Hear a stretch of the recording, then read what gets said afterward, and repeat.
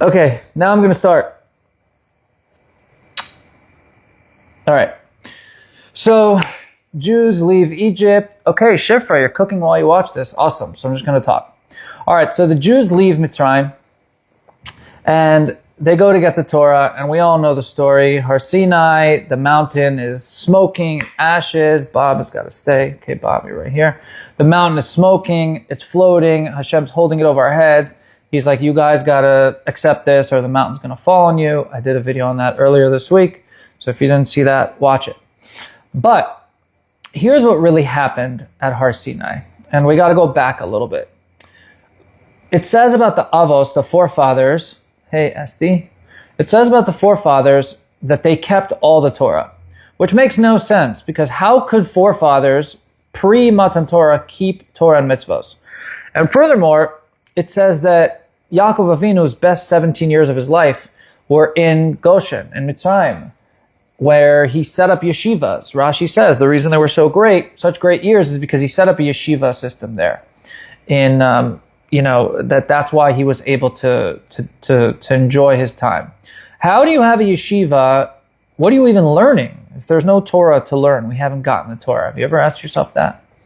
So what really happens is that the Avos, and it says they kept all the mitzvahs, mitzvahs were kept in a very different way back then. Mitzvahs were something that were like, keeping Torah, learning Torah. It was all intellectual. Nothing ever had anything to do with the world itself. There was nothing practical to do about it. You just learned it, you understood concept, you understood Hashem as one, but there wasn't really anything to keep per se. Matan Torah, as you know, is about revelation. Hashem revealing his Torah. Now, if you've watched any of my videos, you probably know that Hashem and his wisdom are one. And therefore, if I were to write down my thoughts, those thoughts exist now, but they're not me. They're just my thoughts.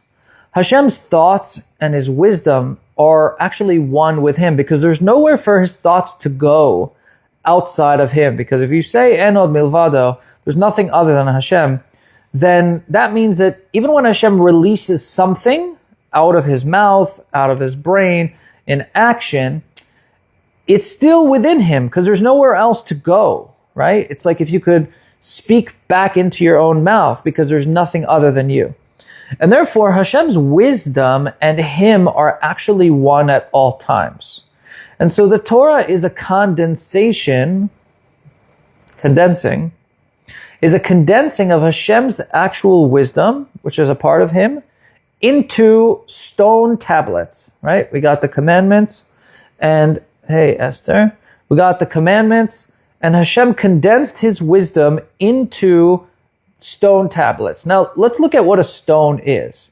There's all these different things that exist in this world, all different types of creatures, vegetation, trees, plants, and then there's like dust and stones, which are the heaviest, least animate objects. They're the most inanimate. They literally can't grow like vegetation. They can't think or speak like people.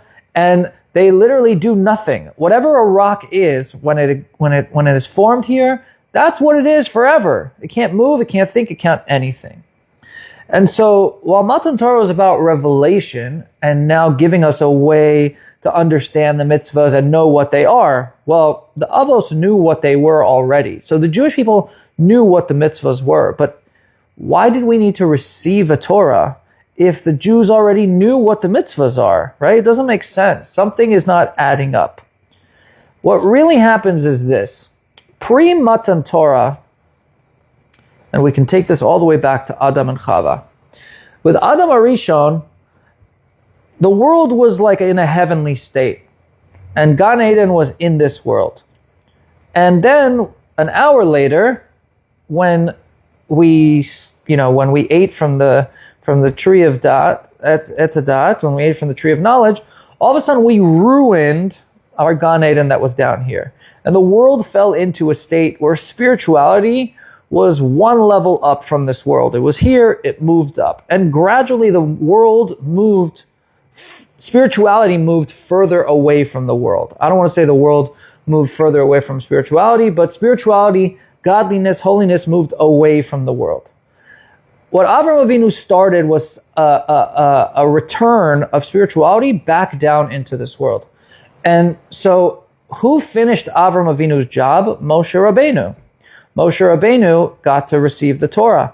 And therefore, what Moshe Rabbeinu did is that as spirituality receded 7 levels away from this earth, Moshe Rabbeinu was the one who successfully finished Avram Avinu's job and brought spirituality back down to this world. Everyone heard about Matan Torah. It wasn't some natural thing. There was a meeting of heaven and earth where they married each other. Okay, now prior to that, as we said, the Avos, the forefathers, they kept the Torah and mitzvahs, but not in a physical way because that was not possible. There was no way to infuse any spirituality in this world into physical, finite objects. That was simply impossible. That wasn't even a concept. It didn't exist. What Hashem did was he took his innermost wisdom and he condensed it into letters. And those letters, which were spiritual, which were Hashem's essence, they literally were engraved into a stone. Now think about this. You're taking the most infinite thing ever, and you're engraving it into the most finite thing of all time, a rock. Something that doesn't grow, hey Netta, something that doesn't grow, something that doesn't breathe, something that doesn't live. It's just a rock.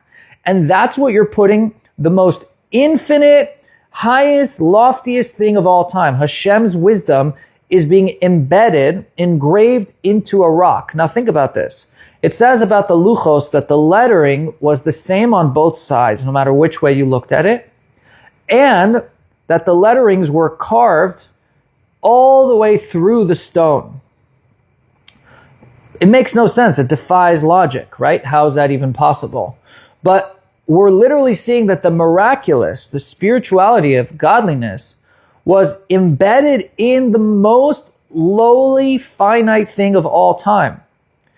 And therefore, what happened at Matan Torah and what happened on Shavuot, and why this is still relevant to us today, is that Matan Torah was a marriage or a combining of physicality and spirituality like never seen before, other than the 1 hour of Adam and Chava when the world was created. What that did for us moving forward is that now when Hashem gave us the mitzvahs, Hashem enabled us to have the power to infuse spirituality into physical matter. Before that, I could take a matzah and eat it and nothing happened. Before that, I could take a washing cup and wash my hands 8,000 times. No amount of me doing physical action could yield spiritual energy being brought down into this world. There was nothing, right? Back in the day, I used to play Super Mario. And in Mario, when you wanted to get coins, he would jump and hit his head into these blocks and coins would come out. But some blocks didn't have coins in them. Pre-Matan Torah, you could jump as much as you want, bang into the blocks, and no coins are coming out because the system was such that you couldn't get coins out of the blocks. But came Matan Torah, and Hashem's like, guys, I'm changing the rules of your existence. Now there's coins in blocks, and if you bang your head into them, they will come out. Now, how do you know which blocks have coins in them? How do you know where to ding on the rock and get water to come out? Well, Hashem's going to give you a Torah that'll show you 613 ways to pull coins out of the rocks. You can now, Bob can jump up and hit the Super Mario blocks, and all of a sudden, now you get coins out of them. Before that, there was no way to get the coins out. So Hashem fused the spiritual and material at Matan Torah, and he changed the game forever. Now, I'm going to act this out so you understand what I'm doing. And Bob is going to help me act this out. Okay. Bob is small, and I'm big. Now, Bob lives here on the floor, and I live up here. If Bob comes crawling to me and wants me to pick him up, what do I have to do in order to get Bob? I got to bend down, right? I got to come down to Bob. By me coming down, Bob gets to come up. And now Bob is higher, right, guys? What do we learn from this? It means that Hashem had to bring the Torah down to us so that we could be elevated by Him bending down for us. And how do we become elevated? Well, tell him, Bob, there's 613 ways, my friends. And before that, nothing you could do could elevate you because you couldn't bring spirituality down into the physical world. After Matan Torah, you have 613 ways to elevate yourself by infusing godliness, which is infinite, which has no business being part of the finite. But now there's a way to fuse impossible with possible, and there's 613 ways to do that. So Shavuot, and why it's relevant to us today, is because the Torah is giving us ways to create an impossible fusion. You can take the most simple thing. You can make a bracha on food. You can take a physical dollar and hand it to someone. There is stored spiritual energy. And every time you release that energy, you elevate yourself as a result of it. Okay? So I bend down for Bob, Bob comes higher. That system was created before the world existed. But at Matan Torah, it became part of our reality and our nature. It was not part of our nature. You couldn't put on tefillin and elicit spiritual energy. You couldn't raise yourself by doing that.